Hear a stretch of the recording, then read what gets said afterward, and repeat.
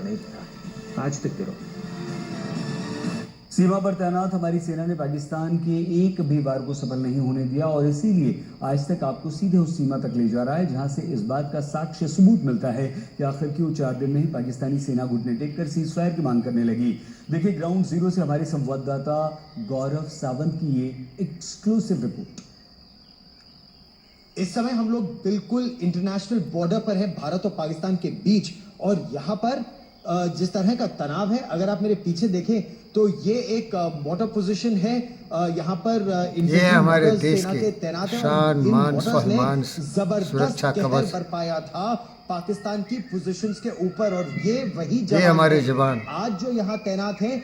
और ये हमारे देश के नेता, जब गद्दार पाकिस्तान देश के पर दुश्मन। कयामत की रात बनकर टूटे थे ये लोग, तो ये वहां पर तैनात थे और अभी भी ये मुस्तैद इसीलिए है कहा है कि लड़े सिपाही ये नाम जानते हैं हवलदार पाकिस्तान का। पर हमारी भरोसा सेना हमारे कतई देश की नहीं रक्षा किया जा करता सकता है। इनके हमारे देश के टीम लीडर्स गद्दार मेरे पॉलिटिकल साथ हैं, पार्टी उनसे भी हम बात करेंगे जिस तरह से यहाँ से हमारे मोटर्स सेना की, का अपमान करते हैं। बारिश एक तरह हमारे से देश को हुई किस तरह पाकिस्तान ने बारूद की बर्बाद किया, बारिश कितने हुई एरोप्लेन गिरा, इसकी पाकिस्तान बात के करता ऊपर है। उस रात को। और इनके जूते में बांध देना चाहिए इन गद्दारों मोटर को। पोजीशन के मेरे साथ हैं।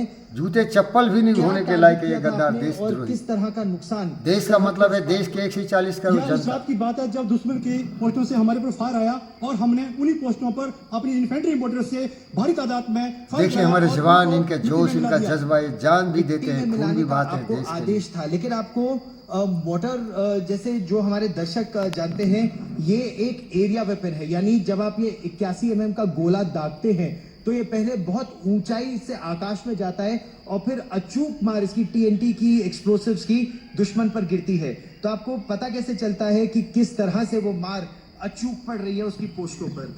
अगर इसके बारे में बताना चाहता हूं कि हमारा एक OP ऑफिसर होता है जो कि वहां पर टारगेट को देखता है और उसकी करेक्शन देता है। लेकिन आजकल आधुनिक तकनीकी युग है जिसमें हम ड्रोन के द्वारा भी ड्रोन को ऊपर हवा में उड़ाकर उसके अंदर उसका व्यू देख सकते हैं और उस टारगेट को सही करेक्शन देकर उसको न्यूट्रलाइज कर सकते हैं। उस समय की क्या परिस्थिति थी ऑपरेशन सिंदूर के